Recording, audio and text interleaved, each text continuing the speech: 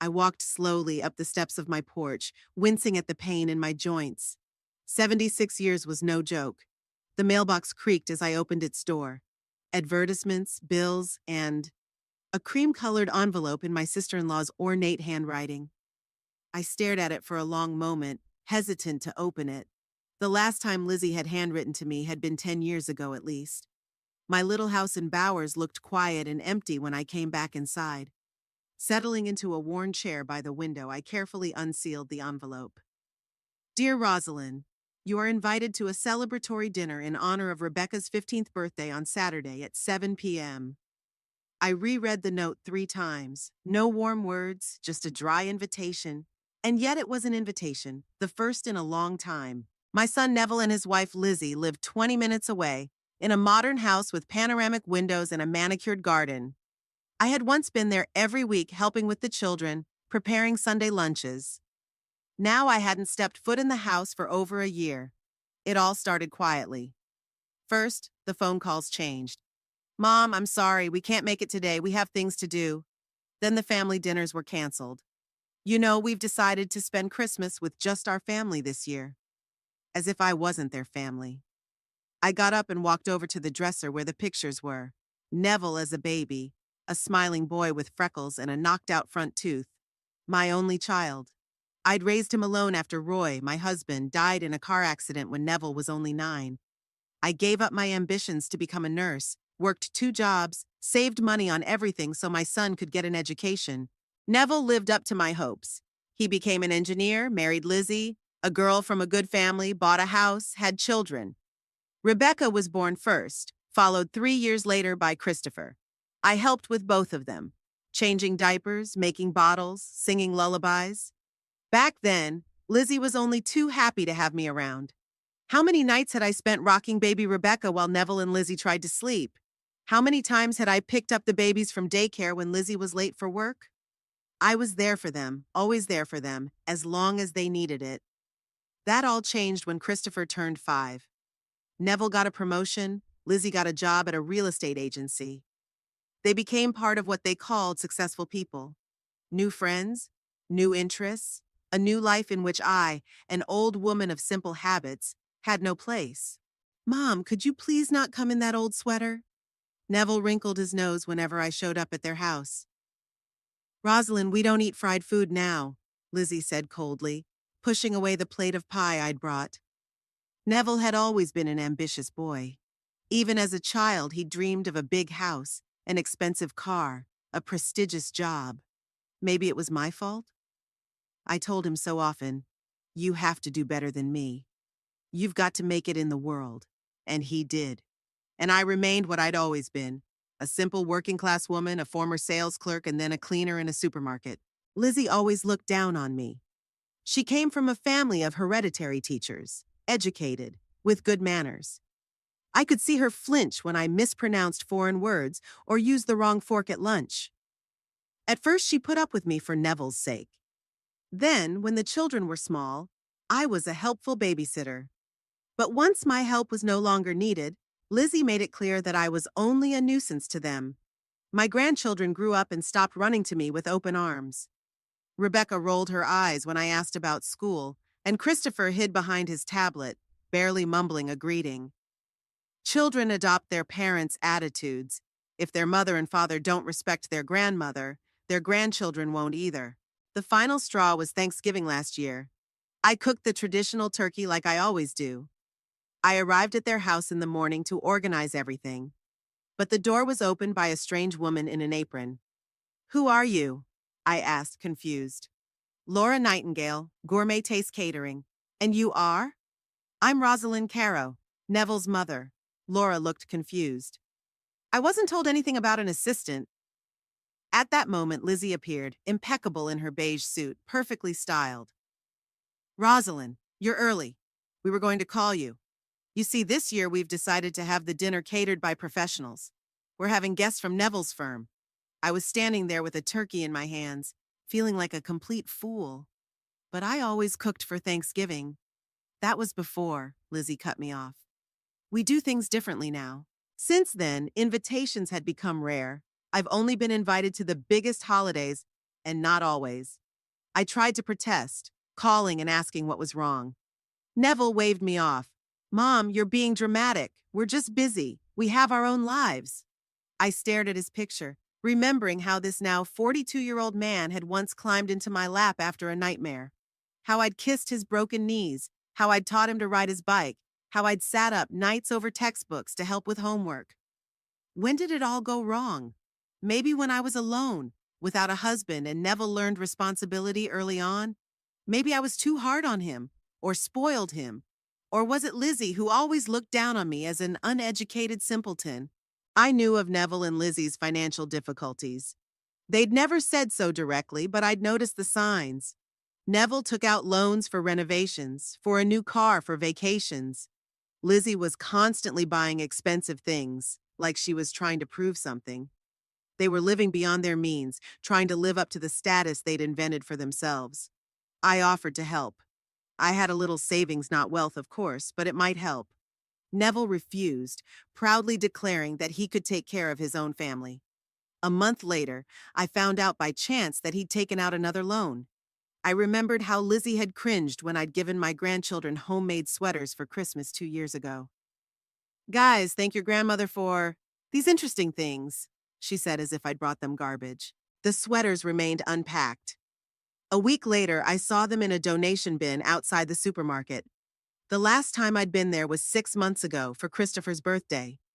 Neville had been talking to his friends all evening, Lizzie was organizing, and the grandchildren were running around with their buddies.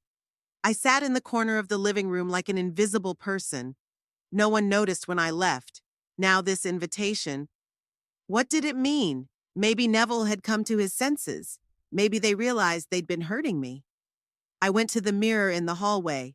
Gray hair, wrinkles, old-fashioned, thin-rimmed glasses, an old woman that I was ashamed to show to my successful friends. I grinned bitterly at my reflection, and yet it was my granddaughter's birthday. 15 years was an important date. Despite everything that had happened, I loved Rebecca. I remembered holding her tiny body in my arms on the first day of her life, teaching her to say her first words, reading her bedtime stories. Rebecca was a sensitive child.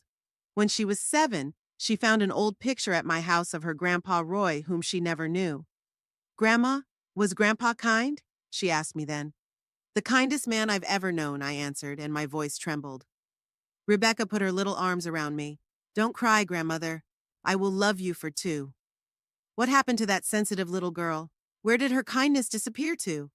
Now at 15, she was a carbon copy of her mother, cold, arrogant, looking at me as an uncomfortable reminder of her not-so-brilliant roots. And Christopher? At 10, he was such an inquisitive boy, asking me 1,000 questions, wanting to know everything in the world.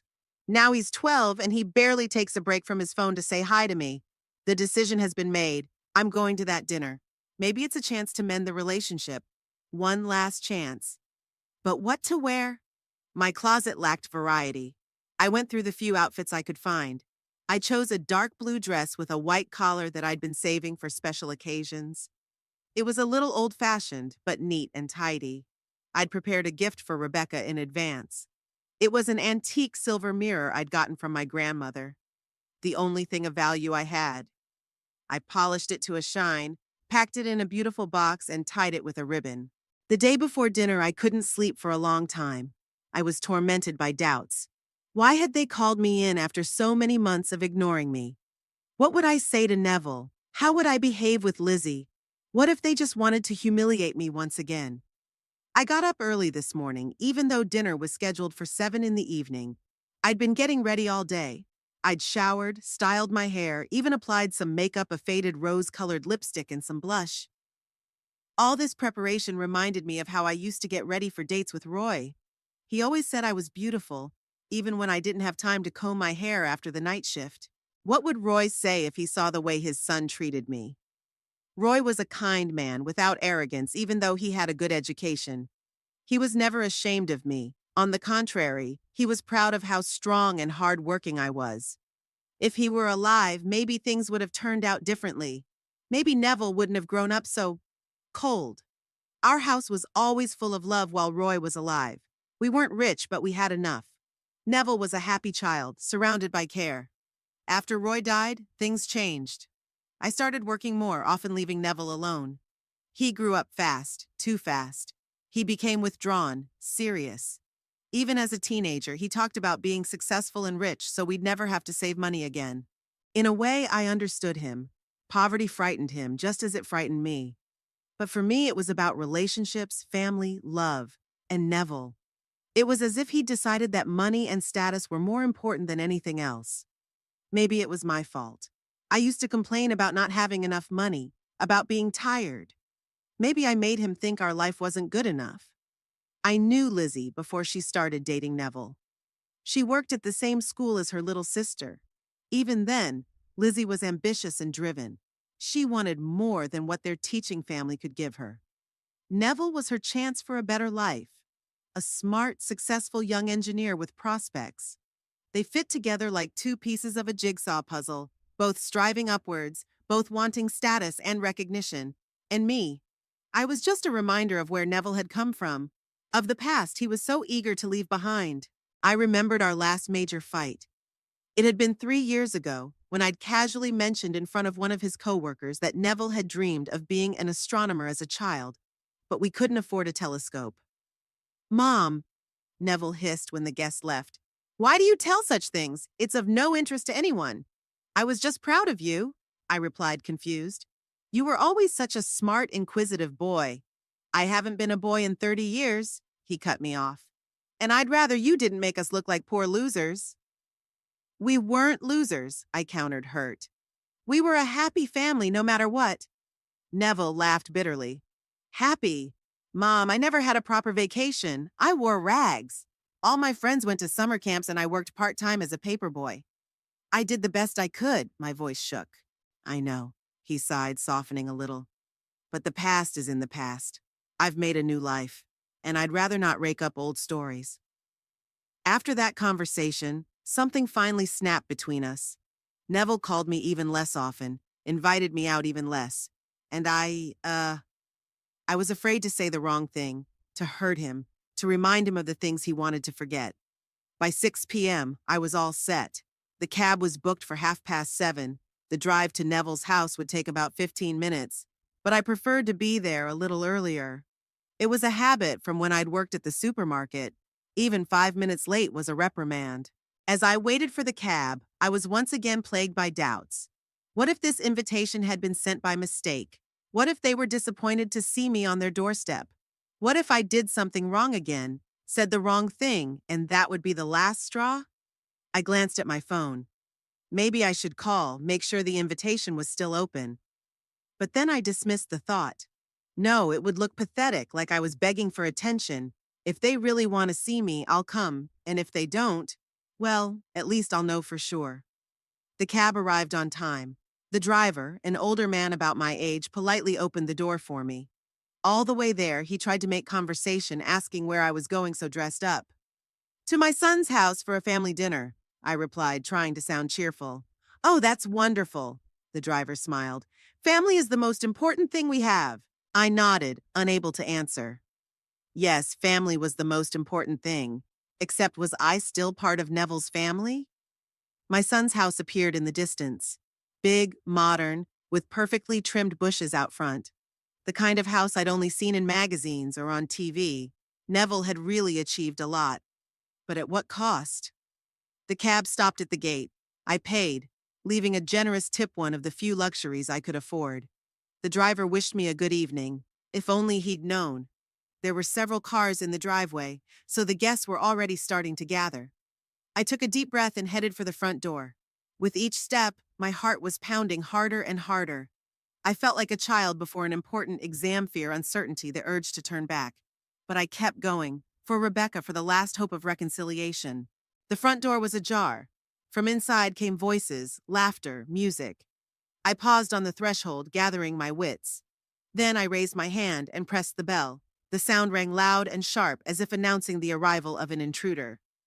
For a moment, the voices inside were silent. Then footsteps were heard. The door swung open and Neville stood before me. My son looked so handsome in his dark suit. He had always looked like his father, the same dark eyes, the same well-defined chin. Only there was always warmth in his father's eyes, and Neville's eyes now looked with wonder and anxiety. Mom?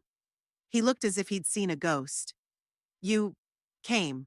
Those two words, spoken with such obvious surprise, told me more than a whole conversation could. They weren't expecting me. They didn't think I'd come. The invitation had been an empty formality, sent perhaps under pressure from Rebecca, or just to clear my conscience. And yet there I was, standing on their doorstep with a gift in my hand and a hope in my heart that was melting away with each passing second. You invited me. I tried to smile, but my lips wouldn't do it. Happy birthday to Rebecca. Neville stepped aside, letting me into the house. His movements were stiff, as if he were performing an unpleasant duty. Come in, he said dryly. The guests are already gathering.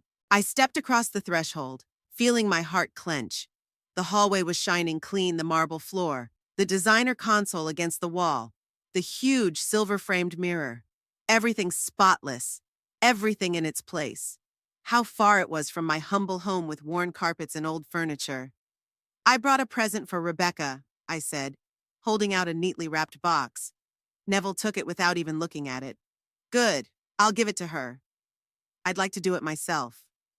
She's busy with her friends right now, he interrupted. Maybe later. There were voices and laughter coming from the living room.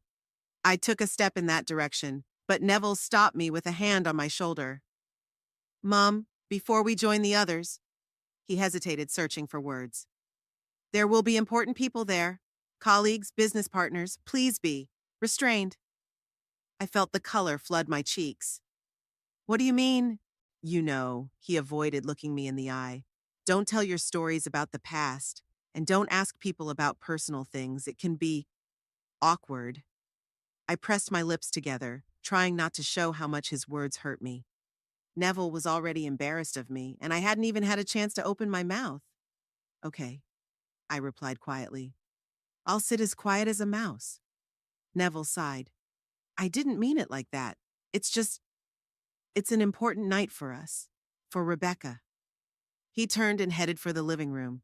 I had no choice but to follow him. The living room was full of people. I recognized Lizzie's parents. They were standing by the fireplace, talking to some elegant couple. Mr. and Mrs. Chase had always seemed haughty to me. They taught at a private school and considered themselves the intellectual elite. They spoke to me condescendingly, as if I were a child or not very smart. Lizzie noticed us and hurried over to meet us. She looked flawless in her cream dress with perfect hair and makeup. Rosalind! Her smile didn't touch her eyes. How nice of you to be able to come. She hugged me, a cold, formal embrace that ended before I could respond. Where's Rebecca? I asked, looking around. I wanted to congratulate her. She's still getting ready, Lizzie replied. You know how it is with teenage girls. Everything has to be perfect. Lizzie turned to Neville. Darling, Richard wanted to talk to you about that project. He's at the bar. Neville nodded and, without a word to me, walked away. Lizzie was about to follow him, but I stopped her. Lizzie, thank you for inviting me. I thought you'd forgotten about me. Her smile became strained. Oh, not at all, Rosalind. We're just very busy. You realize, work, children, social obligations. Of course, I nodded. I understand. It's just that sometimes I feel like superfluous. Lizzie looked embarrassed for a moment, but quickly pulled herself together. Don't be silly. You're family. It's just that we have different interests. She glanced at my modest dress. By the way, do you want something to drink? Champagne? Wine? Wine would be nice, I agreed. Great. Wait here, I'll get it. Lizzie left, leaving me alone in the middle of the living room. I felt uncomfortable under the stares of strangers. Some of them looked at me with curiosity, others with barely concealed disdain. I was a stranger at this celebration of life. Determined to find a quiet corner, I headed toward the far end of the room where a few chairs stood. On the way, I heard a scrap of conversation. Is that Neville's mother? A woman in an expensive suit asked. She looked so plain. She was a cleaning lady or something, the man answered, lowering his voice. Neville had worked his way up from the bottom. Amazing, isn't it? I quickened my steps, pretending I hadn't heard. When I reached the chair, I sat down, trying to make myself as inconspicuous as possible. Lizzie returned with a glass of red wine. Here you go. It's not the most expensive, but I think you'll like it. I took the glass, trying not to show how much her words hurt me. Not the most expensive. As if I didn't deserve better. Thank you, I said, taking a small sip. It was delicious. Lizzie took a seat next to me, clearly feeling the need to keep up the polite conversation. How are you doing, Rosalind? Are you well? Yes, I'm fine. I tried to smile. It's a little lonely, but I'm getting by. Maybe you should get a hobby, Lizzie suggested with fake concern. Or meet other, people your age. There's a senior center in Bowers, I heard. Senior center. It was like I had one foot in the grave. I have activities, I replied coolly. I help out at the local library. I read to the children. Oh, that's nice! Lizzie was clearly not interested. Her gaze wandered around the room, searching for more important guests. At that moment, Rebecca entered the living room. My granddaughter looked stunning in her light pink dress. So grown up, so beautiful. Not at all the little girl who once sat on my lap and asked me to tell a story. Everyone applauded. Lizzie immediately jumped up and hurried to her daughter, leaving me alone. I watched Rebecca accept congratulations, hugging her friends, posing for pictures. I wanted to go over and hug her and tell her how proud I was of the person she had grown up to be. But something held me back. The fear of rejection, the fear of seeing the same disdain in her eyes as in her parents. Finally, I gathered my courage and stood up. Making my way through the crowd of guests, I approached Rebecca. She spotted me when I was very close. Her eyes flashed with something like joy for a moment, but then they turned wary. Grandmother, she said, letting me put my arms around her. You came. Of course I came. I smiled, pulling away. I wouldn't have missed your birthday for anything. 15 years is a big date. Yeah, I guess so. Rebecca looked back at her friends, who were watching us curiously. I have a present for you, I said. Your father was supposed to give it to... Oh, yeah. Rebecca was clearly uncomfortable. Thank you. I'll look at it later, okay? We're going to take a group photo now. She walked away without waiting for my response. I was left standing alone with a smile frozen on my face. Don't take it personally, came a voice from beside me. Teenagers are so selfish. I turned around. Standing next to me was an older woman about my age, with kind eyes and gray hair arranged in an elegant style. I'm Nora, she introduced herself. Aunt Lizzie. And you must be Neville's mother? Rosalind. I held out my hand. It's nice to meet you. Likewise, Nora smiled. I feel a little out of place here, too. Too many young people, too much talk about things I don't understand. I was relieved to have found a kindred spirit. I know what you mean. Sometimes I feel like I'm speaking another language. We had a little chat with Nora. It turned out she was a widow like me and lived alone in a small house on the outskirts of Bowers. We found a lot in common and even exchanged phone numbers, agreeing to meet up sometime. Our conversation was interrupted by Neville announcing that it was time to get to the table. The guests began to move into the dining room. I followed them, but Neville intercepted me. Mom, you sit over there. He pointed to the far end of the table. Next to Aunt Nora? I nodded, grateful to at least be sitting next to someone nice. But it was still a shame that I was seated so far from the center, where Neville, Lizzie, and Rebecca were seated. The dinner was exquisite. Several course changes, expensive wines, impeccable service. I felt uncomfortable with all the different sizes of forks and knives, not always knowing what was for what. Nora, noticing my confusion, quietly prompted me. The conversation at the table revolved around work, travel, politics. I kept silent, realizing that I had nothing to add to the discussion of resorts in the Maldives or the latest trends in the stock market. At one point, Lizzie, who was sitting far enough away from me but still within earshot, started talking about her last visit to her stylist. He works wonders, seriously, she said. Even the most hopeless looks can be transformed. She cast an expressive glance in my direction. A few of the guests followed her gaze and grinned. I pretended not to notice and continued eating. Speaking of transformations, Lizzie continued in a louder voice, clearly wanting me to hear. You know what the worst thing is? When people don't realize that their style is 30 years out of date. Walking around in those awful dresses with collars like schoolgirls. I froze, looking at my plate. My dress was exactly like that, with a white collar. Lizzie, Neville said quietly, but she just laughed. What? I wasn't referring to anyone in particular, but everyone knew it wasn't true. I could feel my cheeks burning with shame. Nora touched my arm sympathetically. Don't mind her, she whispered. She'd always been a snob. I tried to smile, but my lips wouldn't do it. What had I done to Lizzie? Why was she so intent on humiliating me? After the main course, dessert was served, an exquisite cake with 15 candles. Everyone sang Happy Birthday. I sang too, looking at my granddaughter, who was glowing with happiness. If only she had looked in my direction, she would have seen how proud I was of her. But Rebecca didn't look. She was preoccupied with her friends, her parents, her presents. I was just a figure on the periphery of her life, an insignificant detail to be forgotten. After the cake, the guests began to move back into the living room for coffee and drinks. I followed them, still hoping to find a moment to have a proper conversation with my granddaughter. In the living room, I saw Rebecca opening presents, surrounded by her friends. A tight circle had formed around her, and it was impossible for me to get through. I watched from afar as she admired each gift, as she hugged the givers. My gift was not one of them. Looking for your granddaughter? Nora asked, approaching me with a cup of coffee. Yes, I sighed. I wish I could talk to her, but she's so busy. Young people, Nora shook her head, always in a hurry to get somewhere, always surrounded by the same young and noisy. They rarely have time for us old people. You're right, I smiled sadly. But I understand her. When I was her age, I wasn't much interested in talking to my grandmother either.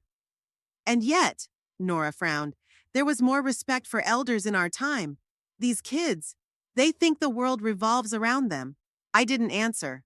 What could I say? That the world was indeed changing, and not always for the better? That the new generation had grown up with different values, where respect for elders wasn't a priority? At that moment, I noticed Lizzie having an animated conversation with some woman, glancing in my direction every now and then. They were both laughing, and I couldn't help but feel that they were laughing at me. Don't mind her, Nora said, noticing my glance.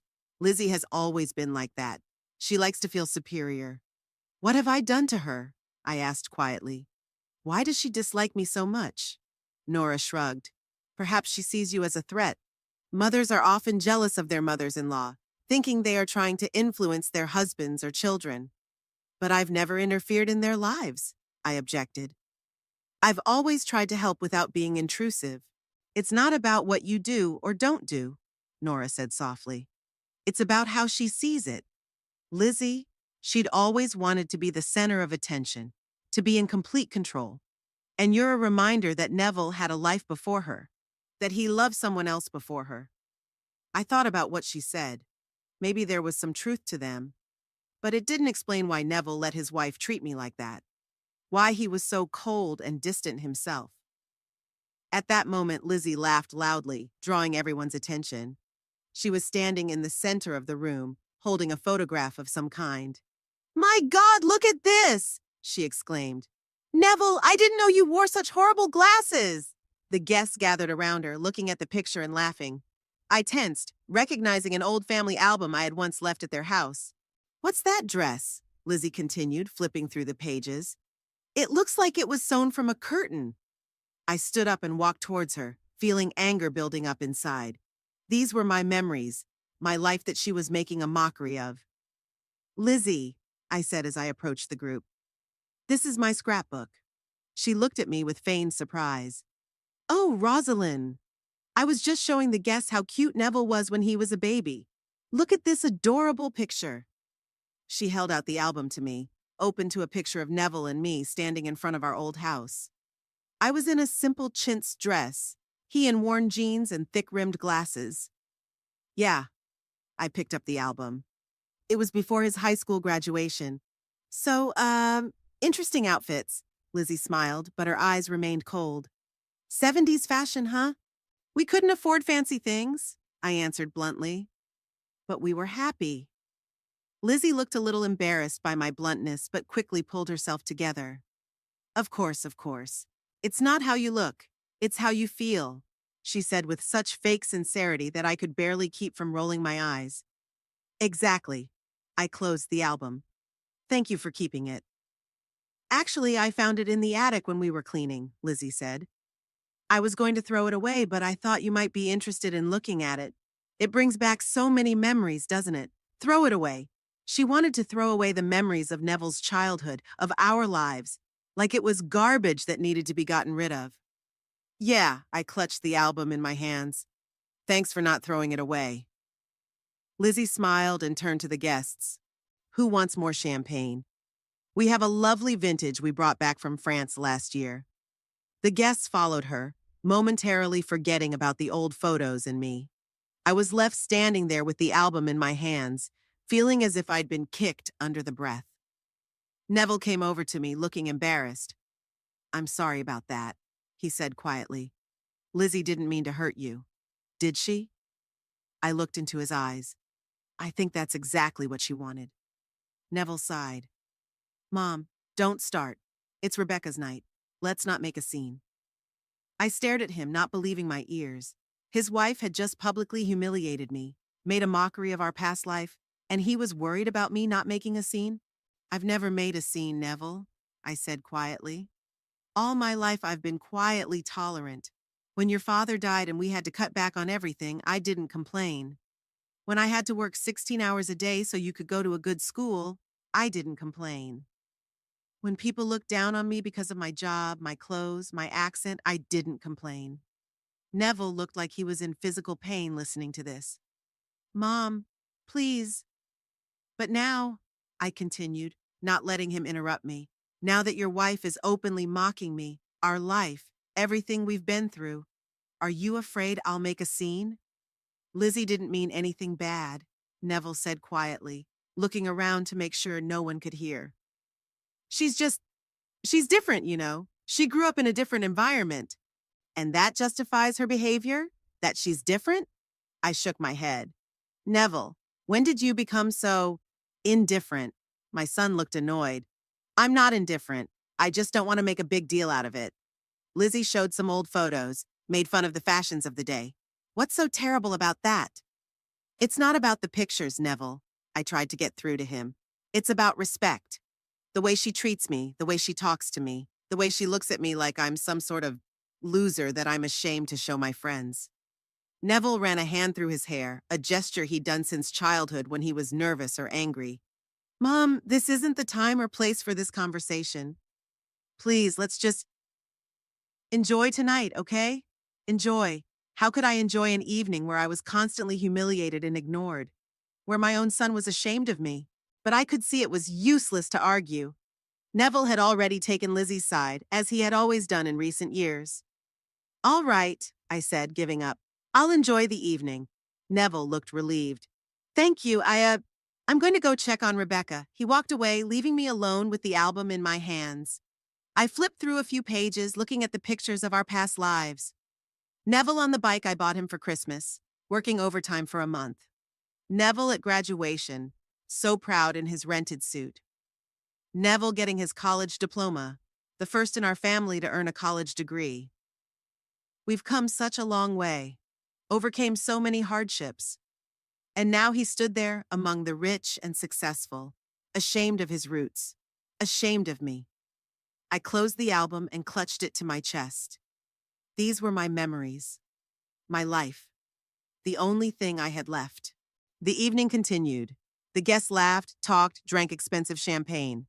I sat in the corner, watching it all as an outsider. Nora occasionally joined me, but most of the time I was alone. Lizzie continued to play the part of the perfect hostess. She flitted from one guest to another, laughing, keeping the conversation going. Occasionally she glanced in my direction, and each time I saw the same thing in her eyes, contempt mixed with irritation at my presence. Rebecca never came up to me. She was too busy with her friends, her gifts, her life, in which there was no room for Grandma. I began to wonder why I had come at all. Why put myself through this humiliation? No one here was happy to see me. No one needed my presence. As the evening wore on, I felt more and more alone every minute, surrounded by these noisy, cheerful people. It was as if they existed in some other dimension, the dimension of expensive suits, traveling to exotic countries, and talking about things I had no idea about. I was still sitting in my corner, holding my family album. Looking through the old photos, I tried to figure out at what point everything went wrong. At what point my son, my little Neville, had turned into this cold, indifferent man who was ashamed of his mother. "Rosalind, are you all right?" Nora reappeared beside me. "You look upset." "I'm fine," I tried to smile. "I'm just a little tired. Parties like this are exhausting at my age." Nora nodded understandingly. "I know what you mean. After 10 o'clock at night, I'm usually in bed with a book, not at a social gathering." We both laughed quietly, finding comfort in this small companionship. At that moment, Lizzie entered the drawing room again. She was holding a box of some kind, and her face lit up with that peculiar smile that only appeared on her face when she was about to do something unpleasant. "Attention, everyone!" Lizzie raised her voice, and the chatter died down. "I have a very special surprise for our dear Rebecca. It's a family heirloom that has been passed down in our family for generations." I tensed as I saw Lizzie ceremoniously open the box and pull out a dainty silver necklace with a heart-shaped pendant. "It's my great-grandmother's necklace," Lizzie continued, looking at the impressed guests. "It was passed down through the female line to her eldest daughter on her 15th birthday. And today I am proud to pass it on to you, Rebecca." Rebecca approached her mother, her eyes shining with delight. Lizzie clasped the necklace around her daughter's neck, and everyone applauded. I sat frozen with shock. It was cruel even for Lizzie to so defiantly emphasize that family traditions and heritage were important to her, but only her own. My gift for Rebecca, my grandmother's silver mirror, was never given to her. It was a family heirloom too, the only valuable thing I had. Neville walked over to his wife and daughter, hugging them both. They stood there, the perfect family, posing for the pictures the guests were taking. Without me. It was like I didn't exist. Something inside me snapped. I couldn't sit there any longer, pretending everything was okay. I stood up, holding the album tightly, and headed for the exit. I needed fresh air, needed to get away from this humiliation for a little while. As I passed a group of guests, I heard one of the women say, "Who is that old lady? I've seen her here all evening, but she doesn't talk to anyone." "That's Neville's mother," answered a man's voice. "He rarely mentions her. They don't seem to be very close." I quickened my pace, tears welling up in my eyes. Not very close. What delicate wording for what had happened between us. My own son had cut me out of his life, and everyone knew it. I walked out into the hallway, intending to find a private place to gather my thoughts. But there I ran into Lizzie, who was escorting a guest out. "Rosalind!" She looked at me with feigned concern. "Are you leaving already?" "No." I shook my head. "I just wanted to get some rest. Lots of people, it's noisy." "Of course," Lizzie smiled her fake smile. "At your age, such events must be exhausting. Maybe you should go home. I can call a cab." Even now, even after all her barbs and humiliations, she kept trying to get rid of me. "I'm fine," I replied firmly. "I want to stay for my granddaughter's birthday party." Lizzie pressed her lips together, clearly unhappy with my answer. "It's up to you. Just try not to draw attention to yourself, okay? Rebecca should be the center of attention tonight, not—" She didn't finish her sentence, but her gaze spoke for her. "Not an old woman in an old-fashioned dress." "I understand," I said, trying to keep my dignity. "I'm not going to interfere with the festivities." "Good," Lizzie nodded. "And one more thing. Why don't you leave this album here?" She pointed to the family album I was still holding. "It looks so old. It doesn't fit the atmosphere. That was the last straw." I clutched the album tighter to my chest. "No, Lizzie. This album is part of my life, part of Neville's life, and I'm taking it with me." Her eyes narrowed. "You know, Rosalind, sometimes I think you're trying to ruin everything on purpose. We invited you over as a courtesy, and you act like you have some kind of right in this house." "Rights?" I couldn't believe my ears. "I'm Neville's mother, Rebecca's grandmother. Of course I have rights in this family." "Family?" Lizzie laughed, cold and hard. "Listen, Rosalind, Neville and I are family. Rebecca and Christopher are our family. And you? You're just an old woman who can't let go of the past." I recoiled like a blow. Her words hurt deeper than any physical pain. "How dare you?" I began, but Lizzie interrupted me. "No, How dare you spoil my daughter's party with your pathetic looks and your pretenses? Do you think Neville hasn't told me how you've tried to control him all his life? How you made him feel guilty for every sacrifice you made? That's not true, I exclaimed, feeling my voice shake. I never. Mom? Lizzie? What's going on here? Neville appeared in the hallway, his face a look of alarm and annoyance. The guests in the living room had fallen silent, listening to our conversation. Neville! Lizzie turned to her husband, her voice instantly pitiful. I just asked your mom if she wanted to rest and she started yelling at me. What? I gasped in indignation. That's not true. She said I'm not part of your family. Neville shifted his gaze from me to Lizzie, and I was horrified to see him hesitate, wavering between his own mother and the woman who had just insulted me in the most brutal way possible. Neville, I took a step toward my son. You don't believe her, do you? You know me. I'm your mother.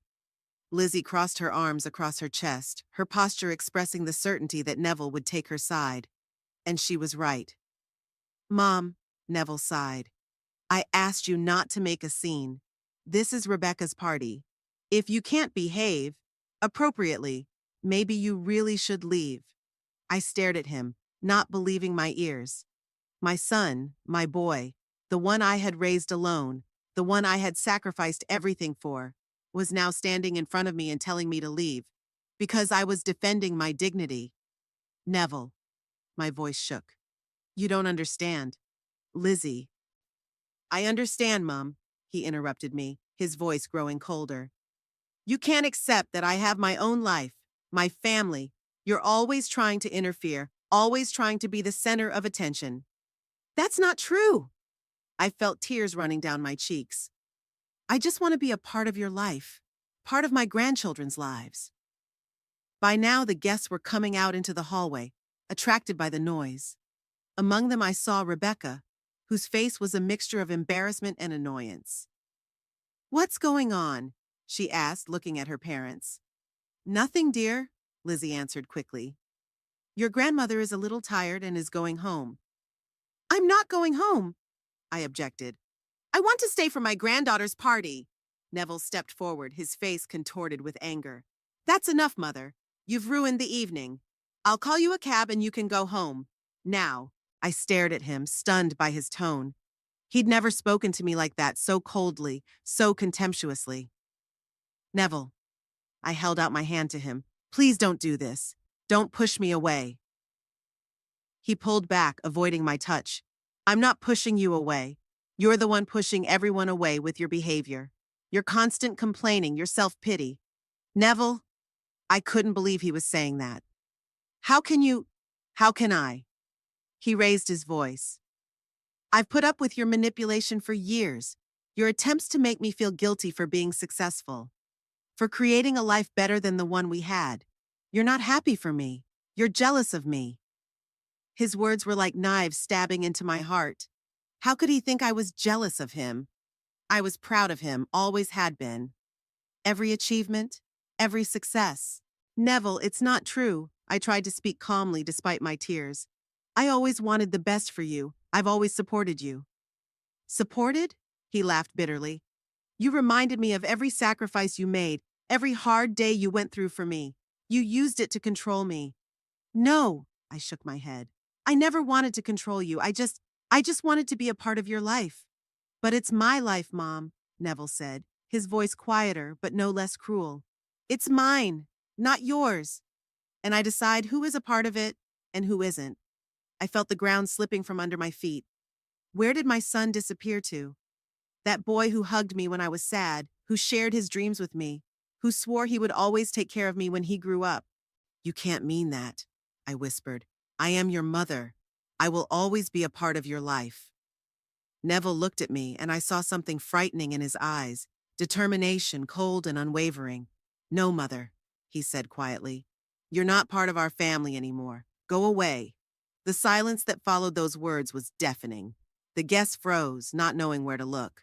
Lizzie stood with a look of ill-concealed triumph on her face. Rebecca looked shocked, but made no move to intervene. And I could feel something inside me finally dying. Love. Hope. The belief that my son was still out there somewhere, under the mask of this cold, calculating man. I straightened, wiping my tears with the back of my hand. If he wanted me to leave, I would, but not before I say what I have to say. Okay, Neville. My voice was quiet but firm. I'll leave, but before I do, I want you to hear me. He crossed his arms over his chest, his posture expressing impatience. I'm listening. I looked him straight in the eye, and in that moment, all my emotions, the pain, the anger, the frustration, crystallized into something cold and sharp. Remember this day, I said, and my voice sounded strange, even to my own ears low, vibrating with restrained power. It is now that you have buried not only your mother, but also your future. Neville blinked, his mask of self-assurance trembling for a moment. What do you mean? I didn't answer his question. Instead, I turned to Lizzie, whose face now expressed mild concern. You think you've achieved everything, that your life is perfect, that you're invulnerable in your beautiful home, with your expensive things and important friends. But remember, things can change in the blink of an eye. And when it does, remember this moment. Remember how you turned your back on the one person who loved you unconditionally. Lizzie laughed, but her laughter sounded nervous. God, Rosalind, you're really being dramatic. What are you going to do, put a curse on us? I turned to her, and something in my gaze made her take a step back. It's not for me to curse you, Lizzie. You did it yourself, by your pride, by your arrogance, by your contempt for those you consider beneath you. Then I looked at Neville again. I loved you more than anything in the world, gave you everything I had. But now I see that it doesn't matter to you. Well, so be it. I'm leaving, and I'm not coming back until you come to me and apologize. But mark my words, the day will come when you will regret today, and that day is closer than you think. I turned toward the door, but before I left, I cast one last glance at Rebecca. My granddaughter stood with her eyes downcast, clearly not wanting to meet my gaze. A new silver necklace glittered around her neck. Rebecca, I said more softly, I'm leaving you my gift. It's my grandmother's mirror. It's not as expensive as your mother's necklace, but it was dear to me. I hope someday you will realize its value. With those words, I walked out of the house without looking back. The night air was cool, and the stars shone brightly in the dark sky. I stood on the porch of the house I once thought was mine as well, and I felt a strange calmness. It was as if I was finally free of illusions, of hopes that were never meant to come true. The door behind me remained closed. No one came out after me. No one tried to stop me. My son, my family, they let me walk away, alone, into the night. I slowly descended the steps and followed the path to the gate. The cab they would undoubtedly call for me hadn't arrived yet, but I wasn't going to wait. I would walk, even if it wasn't a long way home. Each step removing me from Neville's house was both painful and liberating. Painful because I was leaving a piece of my heart behind. Liberating because I was finally accepting the truth I'd long refused to see. My son was no longer the man I'd known and loved. I walked down the quiet streets of Bowers, clutching the old family album, the only thing I'd taken from that house. Rare cars passed by, their headlights illuminating my figure for a moment, and then I was plunged back into the twilight. Was I thinking at that moment about what I had said to Neville and Lizzie? About my curse, as Lizzie had called it? Honestly, no. I didn't believe in curses or supernatural powers. My words were merely an expression of pain and anger, an attempt to retain some dignity in a situation where I had been robbed of everything. But something in the back of my mind told me that my words might prove prophetic, not because of any mystical power, but simply because life has a strange way of balancing the scales. Those who are arrogant and cruel face the consequences of their actions sooner or later. Upon reaching my small home, I felt physically and emotionally exhausted. My legs ached from the long walk. My heart ached from the humiliation and pain I had experienced. I opened the door and entered the dark hallway. Without turning on the light, I walked into the living room and sat down in my old armchair by the window. In the darkness, the contours of familiar objects seemed ghostly, unreal. Or maybe my whole life seemed unreal at that moment. Sitting there, I allowed myself what I had held back all the way home. I cried. Not quiet, restrained tears like at Neville's house, but loud, uncontrollable sobs that shook my whole body. I mourned not just tonight, but all the years I'd gradually lost my son, the years of hope and disappointment, expectation and neglect. How long did I sit like that? An hour, 2 hours, all night? I don't know. But at some point the tears dried up and I felt a strange numbness, as if a part of me had died that evening. I got up, turned on the light, and looked at myself in the small mirror on the wall. An old woman with eyes swollen with tears stared back at me. But there was something new in those eyes. A determination, a hardness that hadn't been there before. I made my decision that night. No more attempts at a relationship, no more phone calls, no more unsolicited visits. If Neville decided that I was no longer part of his family, so be it. I would accept his decision, no matter how painful it was. But I also knew that I wouldn't just sit around and wait for him to call or apologize. I would start a new life, a life without the expectations and disappointments associated with my son and his family. I was 76 years old, but I could still find meaning and joy in life, even if that joy would no longer be tied to the role of mother and grandmother. I undressed, tossing my dress into a corner. I would never wear it again. I took a shower, washing away not only the physical grime after the long walk, but also, it seemed, the emotional grime of this evening.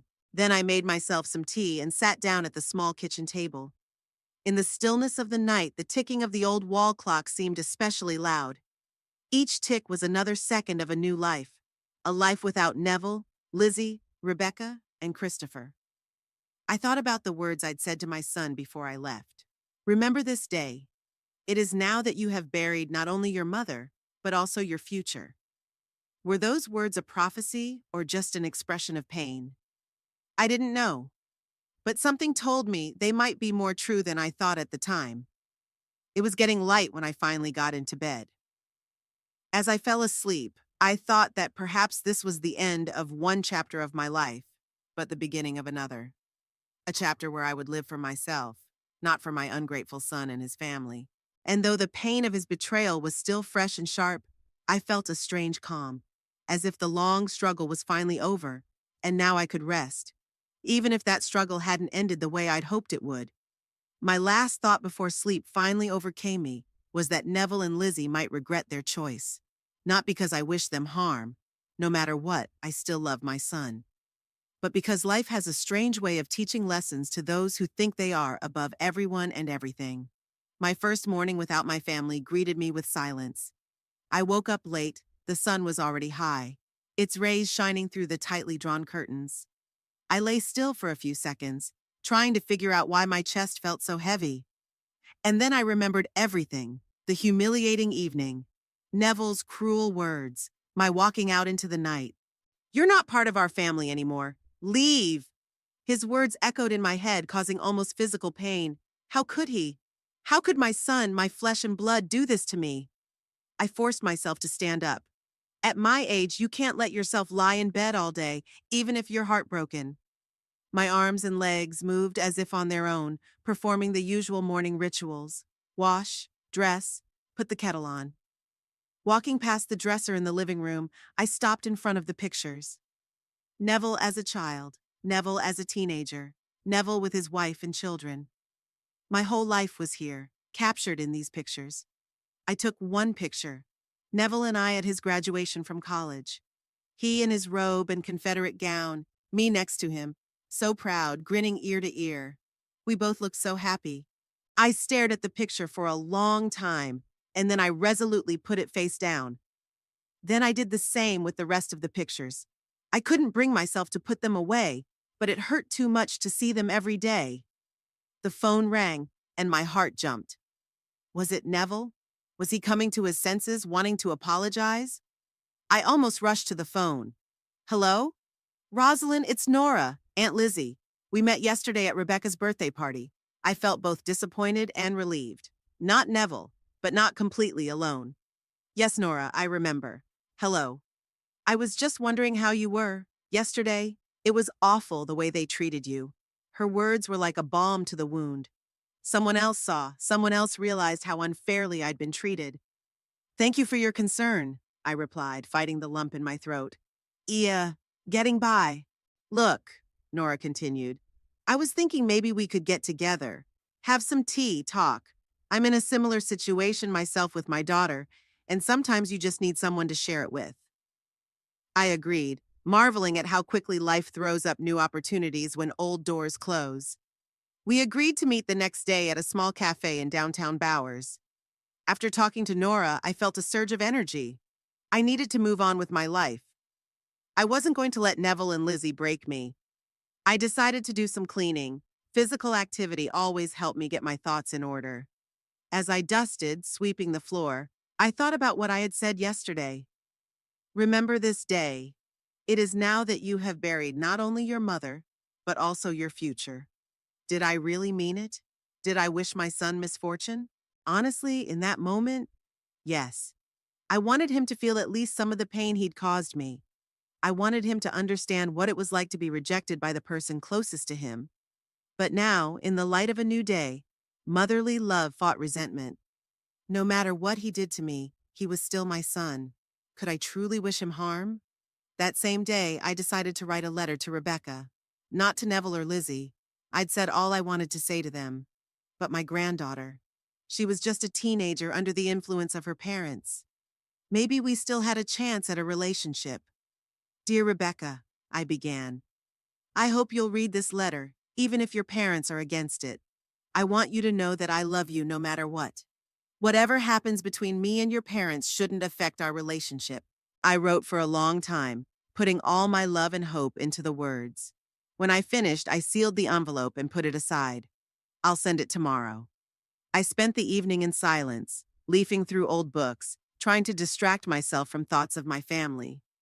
It was strange to realize that now I had no son or grandchildren, that I was truly alone. At 76, starting life anew is no easy task. But I was determined to do it. I've survived worse. I've survived the death of my husband. I've raised my son alone. I've overcome financial hardship. I could handle it. The next day, I met with Nora. She turned out to be a pleasant interlocutor, intelligent, attentive, with a sense of humor that helped her to bear her own family problems.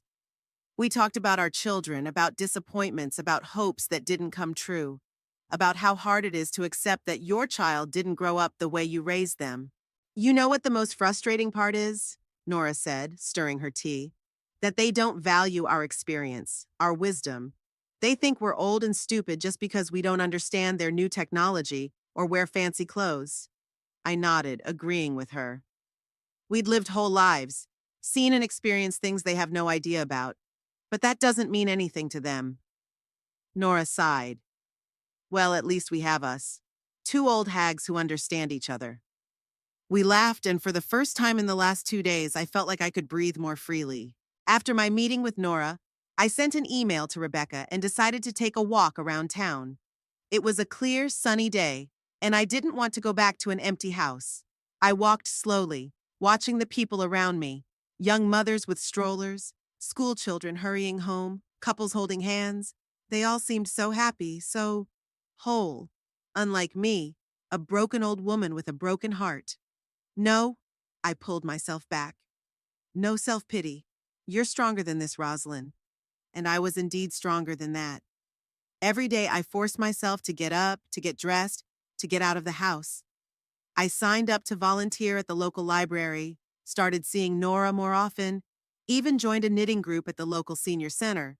Lizzie would have been amused, given her comments about my homemade sweaters. The days were adding up into weeks. There was no word from Neville, no word from Rebecca either. Apparently my letter either didn't get through or was intercepted by my parents, or worse, was read and ignored. I tried not to think about them, but I couldn't.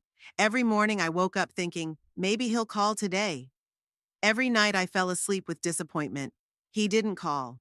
And then, 3 weeks after that unfortunate dinner, I saw Neville. It was an accident. I was leaving the supermarket loaded down with grocery bags when I spotted him across the street. He was standing by his car, talking on his phone, and he looked different, tired, tense. Even from a distance, I could see the dark circles under his eyes, the nervous gestures. My heart beat faster. My son, my boy. Despite everything, I still loved him, still wanted to go over and hug him, ask him what was wrong, what I could do to help. But I didn't. Instead, I quickly turned in the opposite direction, trying to get away before he noticed me. I wasn't ready for this encounter. I wasn't ready to see the coldness and disgust in his eyes again. At home, I couldn't stop thinking about how Neville looked. Something was obviously wrong. He was always so neat and well-groomed, and today he seemed almost shabby. Was he in trouble? And if so, what kind? It's none of your business, I reminded myself. He's made it clear that you're no longer a part of his life. But my motherly heart wasn't listening to reason. I was worried. The next day, Nora called me with unexpected news. "Rosalind, you won't believe what I found out." Her voice sounded worried. "Neville's in trouble at work." I froze, clutching the phone. "What do you mean?" "My niece works at the same company as him. She told me there was some kind of scandal last week. Neville proposed a project that turned out to be a flop. The company lost a major client because of it." I slumped back in my chair, feeling my knees go weak. "How serious is it?" "Serious enough. He still works there, but his reputation has taken a serious hit, and that doesn't seem to be his only problem." "What else?" I'm holding my breath. "Well, it's more of a rumor, but word is he and Lizzie aren't doing so well. My sister saw them at the restaurant last week and they were fighting, right there in front of everyone. Lizzie even walked out, leaving him alone. I didn't know what to feel.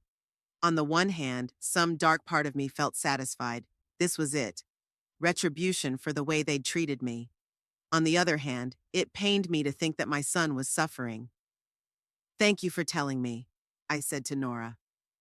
"But I don't think there's anything I can do. He's made it clear he doesn't want to see me." "I understand," Nora said softly. "I just thought you should know. After that conversation, I couldn't find a place to be." I walked around the house, trying to keep my hands busy and my mind occupied, but my thoughts kept coming back to Neville. What exactly had happened at his job? How serious were the problems with Lizzie? And I couldn't help but think about it. Did it have anything to do with my words that night? "Remember this day. It is now that you have buried not only your mother, but your future." Was this really some kind of prophecy? Did my words really have power? "Don't be ridiculous," I pulled myself back. "You're not some witch from a fairy tale. Your words can't affect reality." Still, the coincidence was strange. Just 3 weeks after my curse, Neville started having problems.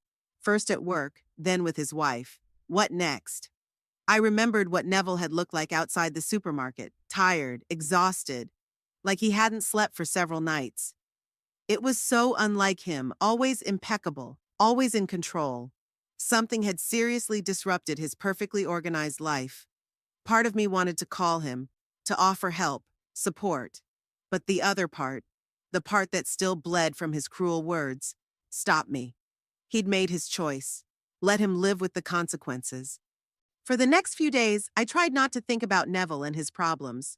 I focused on my new life, volunteering at the library, seeing Nora, knitting.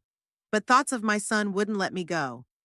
On Thursday, as I was walking back from the library, it started raining. Sudden, torrential rain. I didn't bring an umbrella and was soaked to the skin by the time I got home.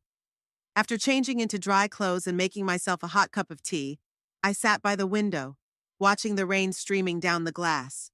The doorbell rang, taking me by surprise. I wasn't expecting visitors, especially in this weather. When I opened the door, I froze with surprise. Rebecca, my granddaughter, stood on the doorstep, drenched from the rain, with a backpack over her shoulders. "Grandma," she said quietly, "can I come in?" I stepped back silently, letting her into the house. Rebecca looked depressed, with dark circles under her eyes like her father's. "What's wrong?" I asked, helping her out of her wet jacket. "Do your parents know you're here?" Rebecca shook her head. "No, I ran away from home. Things are bad, Grandma." I sat her down on the couch and brought her a towel and a cup of hot tea. Rebecca was shivering, and not just from the cold. "Tell me," I asked gently. "What's going on?" She took a sip of tea, gathering her thoughts. "After that night, after you left, everything's gone wrong. First, Dad lost an important client at work. Some project fell through and he almost got fired. Then he and Mom started fighting all the time. She says he's letting the family down, that this isn't why she married him. I listened, feeling the anxiety building up inside. This was worse than I thought. What about you, Christopher? Rebecca grinned bitterly. We try to stay out of their fights. Christopher spends all his time at a friend's house or in his room. And I couldn't take it anymore, especially after I found your letter. You got it? I couldn't hide my surprise. I thought your parents. My mom intercepted it. Rebecca nodded. But I accidentally found it in her desk last week. I read it and I realized what a terrible thing we did to you. How could I just stand there and watch Dad kick you out? How could I not stand up for you? Her eyes filled with tears, and I hugged her, feeling my own heart break with pain and love. You were a child in a difficult situation, I said. Don't blame yourself. But it's worse now, Rebecca continued, wiping away her tears. Dad, he's changed. He's nervous, irritable, always talking about bad luck, about some curse hanging over him. And yesterday I overheard him telling Mom that it all started after what you said the other night, that you'd done something to him. I pulled away, shocked. What, he really thinks that? Rebecca nodded. He said, it started after she said, you buried not only your mother, but your future. She did something to me, Lizzie. It's not a coincidence. I couldn't believe my ears. Did Neville really believe that I had put some kind of curse on him? That my words, spoken in a moment of deep pain, had supernatural power? That's absurd, I said firmly. I'm not a witch, Rebecca. I can't curse people. I was just expressing my pain. What's happening to your father now is a coincidence, or perhaps a consequence of his own actions. I know. Rebecca looked tired beyond her years. But he doesn't believe it. He's becoming obsessed with the idea, and it scares me. I didn't know what to say. My son, always so rational, so practical, believing in a curse? It was so unlike him. What else is going on? I asked. Besides problems at work and fighting with your mom? Rebecca thought for a moment. A lot of little things. His car broke down last week. Then his wallet was stolen. And 3 days ago he slipped on the wet office floor and sprained his ankle. Now he has to walk with a cane. A series of bad luck, one after another. Anyone would start looking for an explanation, and Neville found it in my words. In his guilt, which he didn't want to admit, but which was gnawing at him from the inside. And now what? I looked at my granddaughter. What do you plan to do? Rebecca lowered her eyes. I don't know. I can't go home, not now. It's too hard. Can I stay with you? Just for a couple days? My heart squeezed with compassion. Of course I couldn't refuse her. Stay as long as you need to. I stroked her head like I'd done when she was little. But we have to let your parents know where you are. They'll be worried. Rebecca nodded, though she clearly wasn't thrilled with the idea. Okay, but can we not do it tonight? I'm not ready to talk to them. Okay, I agreed. I'll call them in the morning. I made Rebecca's bed in the guest room that had once been Neville's room. It was strange to see my grown granddaughter in the room where her father had once slept, a boy with dreams of a great future, a boy who loved his mother. It was late in the afternoon when Rebecca fell asleep, and I sat in the kitchen, reflecting on the turn my life had taken. 3 weeks ago, I had been a lonely old woman, rejected by my own family. Now my granddaughter was sleeping in the next room, and my son was apparently going through a major crisis. I couldn't help but reflect on my words that evening.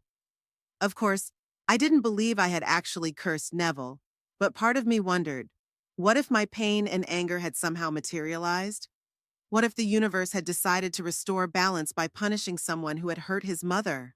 No, I shook my head. That's superstition. Neville created his own problems by his arrogance, his disregard for others, his desire to appear better than he is. Still, I couldn't help but feel uneasy. Whatever the cause of his unhappiness, Neville was suffering, and no matter how much he hurt me, I didn't want that. I didn't want my son to be broken. Tomorrow, I decided. Tomorrow I'll call him. I'll tell him I have Rebecca, that she's safe, and maybe we can find a way to fix what's broken between us. Exactly 1 week had passed since Rebecca showed up on my doorstep. 7 days filled with difficult conversations, tears, and the gradual rebuilding of our relationship. My granddaughter had revealed herself to me in a different way than I had known her before. Without the influence of Lizzie and Neville, she was a sensitive, intelligent girl with her own way of looking at the world. I called Neville the day after Rebecca arrived, as promised. The conversation was short and tense. He was both angry and concerned that his daughter had run away from home, but agreed that it was best for her to stay with me for a while until the situation at home improved. "She's safe, Neville," I assured him. "I'll take care of her." "Thank you," he replied after a pause, and I heard something in his voice that hadn't been there before. Tiredness and maybe a touch of humility. He'd called every day since then to talk to Rebecca. Their conversations were short and, as far as I could tell, awkward. Rebecca didn't say much about what was going on at home, but from the snippets of phrases and her reactions to her father's calls, I could tell that things weren't getting any better. Nora, my new friend, became a frequent visitor to our house. She brought homemade baked goods, helped with the cooking, and entertained Rebecca with stories about Bowers and its people. Thanks to her and her connections in town, I learned news about Neville that he didn't share himself. "I hear his company's making more layoffs," Nora said one day when Rebecca was at school. "And they say he's at the top of the list for layoffs." I sighed, pouring tea into cups. "It's not a rumor anymore. Rebecca said he's coming home later and looking worse. She's worried about him." "And Lizzie?" Nora asked, adding sugar to her cup. "Is she supportive of him?" I shook my head. "From the looks of it, no. Rebecca says they hardly talk to each other. Lizzie spends more time out of the house than she does at home." Nora clucked her tongue. "I've never understood that woman, marrying a man and then leaving him as soon as the difficulties start." I didn't answer. Despite everything that had happened, I found it hard to judge Lizzie. Yes, she had been arrogant and cruel to me, but she was the mother of my grandchildren. And perhaps she had her own reasons for distancing herself from Neville during this difficult time. That day, Rebecca's 7th day with me, she and I decided to bake an apple pie, her favorite treat from childhood. I taught her how to roll out the dough, slice the apples thin, and add the spices. She laughed when the flour got on her nose, and I saw in her the little girl who once loved to spend time with me. "You know, Grandma," she said, stirring the stuffing, "I haven't been as happy as I am these days at your place in a long time." I smiled, though my heart stabbed at the realization of how miserable she must have been at her parents' house. "I'm glad you're here, dear. You can always come to me, you know that, don't you?" She nodded, but her smile faded a little. "I do know that. It's just, I'm worried about Dad. He sounds worse every day, and yesterday—" She stopped talking, biting her lip. "What happened yesterday?" I asked softly. "He was crying," she said softly. "I've never seen Daddy cry. Never. Even when Grandpa Roy died, he didn't cry. At least not in front of me. And yesterday I heard him sobbing in his study." I froze, picturing Neville, my strong, always collected son, crying alone. What could have driven him to such a state? "Rebecca," I chose my words carefully, "don't you think your father needs help? Professional help, maybe?" She shrugged, avoiding my gaze. I tried to tell my mom that, but she just brushed it off. Said he was just going through a rough patch and needed to pull himself together. Typical Lizzie, denying the problem instead of trying to fix it. But I was starting to get seriously worried. What if Neville really needed help? What if he was on the verge of a breakdown? We finished the pie and put it in the oven. Rebecca went to her room to do her homework, and I stayed in the kitchen, wondering what to do next. Maybe I should have called Neville, offered to help despite everything that had happened between us? Before I could make a decision, the doorbell rang. It was sharp, insistent. When I opened the door, I froze in surprise. Neville stood on the doorstep. But he wasn't the Neville I knew, confident, impeccably dressed, with a straight back and a proud head. This man looked as if his life was falling apart before his eyes. His face gaunt, his eyes inflamed, his clothes wrinkled, his cheeks unevenly shaved. He was leaning on a cane, probably because of the sprained ankle Rebecca had mentioned. "Neville?" I couldn't hide my surprise. "What are you, Mom?" He interrupted me, his voice sounding hoarse. as if he'd been crying or screaming for a long time. I need to talk to you, please. I stepped back, letting him into the house. He was limping, leaning heavily on his cane, and he looked like every step was hurting him. Is Rebecca home? He asked, looking around. Yes, she's in her room doing her homework. Good, he nodded. I'd rather talk to you alone. I led him into the kitchen and motioned for him to sit down. He sank heavily into a chair, putting his cane beside him. Tea? I suggested, not knowing how to start the conversation. No, thank you. He rubbed his face with his hands. Mom, I need your help. I sat down across from him, waiting for him to continue. Neville looked like he was having trouble finding the words. You've probably heard from Rebecca that I'm problems, he said at last. Yeah, she mentioned that things weren't going well at work, I said carefully. Neville let out a short, barking laugh that didn't have an ounce of mirth in it. Not everything is smooth. That's an understatement. I was fired, Mom. Yesterday. After 15 years with the company. They just called me into the director's office and told me my services were no longer required. I couldn't hide my shock. Neville had always been successful in his career, constantly promoted, proud of his accomplishments. I'm sorry, I said sincerely. What happened? He shook his head, staring into the space in front of him. Everything started falling apart after that night, after what you said. First, I lost an important client because of a mistake I never would have made before. Then another. Then I blew a presentation to the board of directors. And all the while I felt like something was weighing on me, like a dark cloud hanging over my head. I listened without interrupting. He needed to talk. And then the trouble with Lizzie started, he continued. She was always there when things were going well. But as soon as things got difficult, he paused, swallowing. She left Mom, took Christopher and went to her parents, said she couldn't live with a loser. I felt my heart clench. No matter how I felt about Lizzie, it was a cruel thing to do. Neville, That's not all, he interrupted me, a note of desperation in his voice. I saw a doctor yesterday. They found a problem with my heart. Nothing fatal, but it needs treatment, expensive treatment, and now I have no job, no health insurance. He fell silent, looking at his hands on the table, hands that were visibly shaking. It all started after you said that, Mom, he said quietly. After you said I'd buried my future. And I can't help but think that this is your curse, that you did something to me. I stared at him, not believing my ears. Did my rational, practical son really believe that I had put some mystical curse on him? Neville, I began softly, you can't be serious, can you? You don't believe in curses, in magic. You've always been so rational. I know, he nodded. I know how it sounds. But how else do you explain the fact that everything in my life started falling apart right after you said that? It can't just be a coincidence. I sighed, not knowing how to approach this conversation. What do you want from me, Neville? What do you want me to do? He looked up at me with a look of despair. Take it off. The curse. Say you forgive me, that you take it back. I looked at my son, broken, scared, clinging to the superstitions he'd always ridiculed.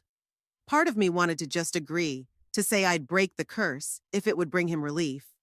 But the other part realized that would be wrong. It would only reinforce his belief that his problems were caused by some outside force rather than his own actions and decisions. Neville, I straightened up in my chair, choosing my words. I didn't put any curse on you. I'm not a witch. I'm not a sorceress. I'm just your mother, whom you hurt deeply. But your words. My words were an expression of pain, I said firmly.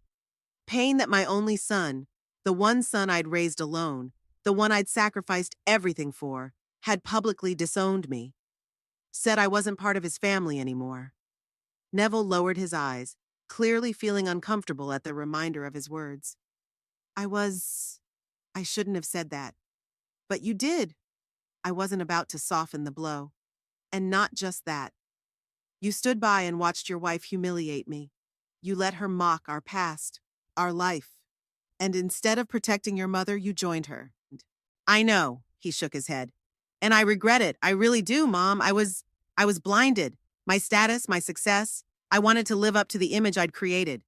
And that, Neville, is the real cause of your problems, I said, looking him straight in the eye.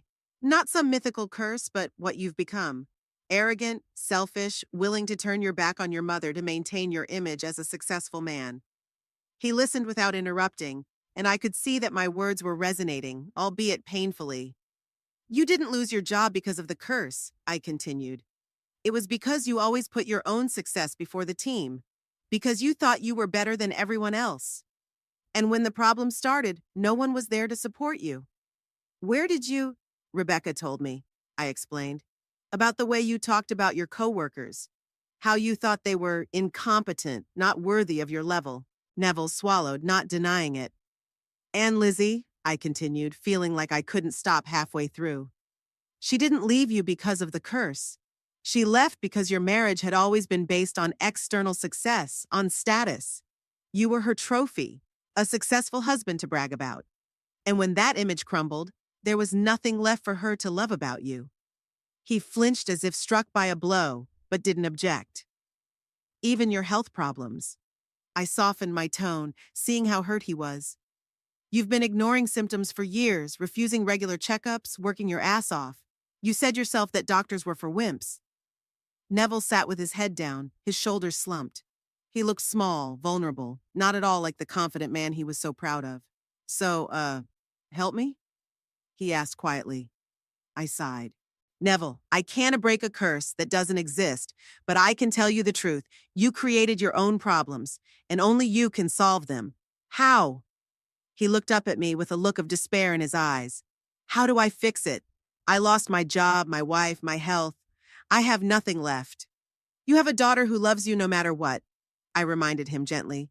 And you have time to rethink your life. But I'm not going to solve your problems, Neville. What do you mean? He looked confused. I won't give you money for treatment, I said bluntly. I won't call people I know to get you a job. I'm not going to offer you a place to live. You're a grown man, Neville. You chose your own path when you disowned me. Now you have to deal with the consequences. Mom, his voice trembled. Please, I apologize for everything. I've been a terrible son, I know, but I'll change. I swear. Just help me now when I feel so bad. I shook my head, feeling my heart break at his pleading, but I knew I had to stay firm. If I gave in now, nothing would change. He'd just go back to his old habits as soon as the crisis passed. No, Neville. You have to find your own way out. You have to get back on your feet, sort out your own problems. Will you won't forgive me? He looked shocked. It's not about forgiveness, I tried to say calmly, though my insides were screaming with pain. It's about consequences. Every action has consequences, Neville. You can't just say sorry and expect everything to go back to normal. He was silent for a long moment, digesting my words. Then he nodded slowly. I understand. You have every right to say no to me, after everything I've done. This isn't revenge, I wanted him to understand. I'm not turning you down to punish you. I'm turning you down because I know the only way you can truly change is if you go through this ordeal yourself. No crutches, no support. It's the only way you can become the man I always hoped you'd be. And what kind of person did you always hope I would be? He asked bitterly. Honest, strong, capable of admitting his mistakes and correcting them, respectful of others, not just those who might be useful to him, I said quietly. I hoped you would become like your father. He was never ashamed of his roots, would never betray a loved one for status or money. Neville flinched as if my words had physically hurt him. Mentioning his father always hurt. He idolized the memory of Roy, though he remembered him vaguely. I understand, he said finally, rising from his chair. Thank you for your honesty, Mom. I'll find a way to deal with this on my own. He picked up his cane and walked slowly toward the exit. At the kitchen door, he stopped. Rebecca, can she stay with you? Until I'm back on my feet? I don't want her to see me like this, and I don't want her to go back to Lizzie's. It's not a good atmosphere. It's not the best atmosphere. Of course, I nodded. Rebecca can always stay here as long as she wants. Thank you, he said quietly. You won't tell her I stopped by? Yeah. I'll call her later when I'm more, focused. Okay, I agreed. I won't tell. He nodded and continued on his way to the front door. I followed him, watching him struggle with the simple movements. Each step seemed to hurt him, not just physically, but mentally. At the front door, he turned around one last time. Mom, do you really believe I can fix this on my own, after everything I've ruined? I stared at him for a long time, at this broken man who had once been my proud, successful son, and I didn't know what to say. Part of me believed in him, believed that somewhere deep inside this stranger, the boy I had raised was still alive. But another part doubted it. Too much had been destroyed, too far down the path he'd chosen. I don't know, Neville, I answered honestly. It's up to you, how much you really want to change. He nodded, accepting my answer. Goodbye, Mom, he said quietly and walked out, closing the door carefully behind him. I stood in the hallway feeling strangely empty. There was no gloating that my words had been prophetic, no satisfaction that Neville had finally gotten what he deserved. Only a deep, heavy sadness for what could have been, but never would be. Grandma? Rebecca's voice brought me out of my reverie. She was standing on the stairs, looking at me with concern. Is everything all right? I thought I heard Dad's voice. I turned to her, trying to look calm. No, honey, it was the mailman. He asked me if I knew where a certain Reed lived. I said I didn't know. Rebecca didn't quite seem to believe it, but she didn't insist. The pie's probably ready by now, she said. Shall we go check it out?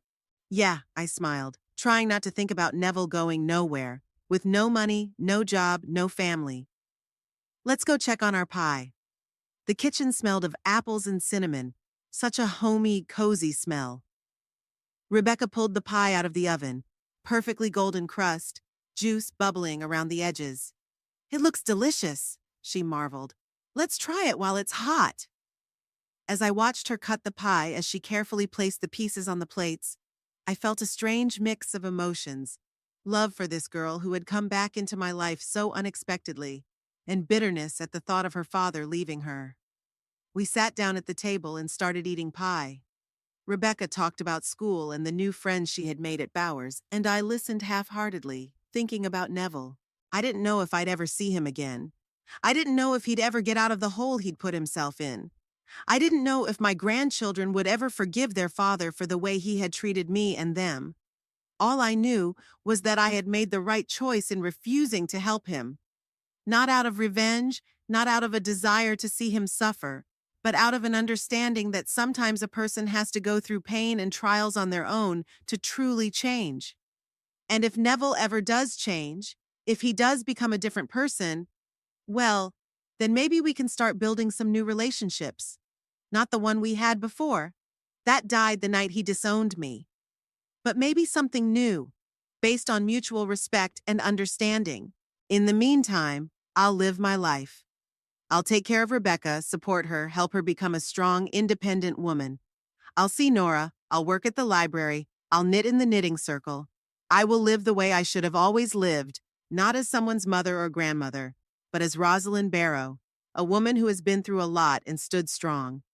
And if somewhere out there in the world, my son is fighting his own demons, well, I wish him luck in that fight. But I will no longer be his shield. I won't be his lifeline.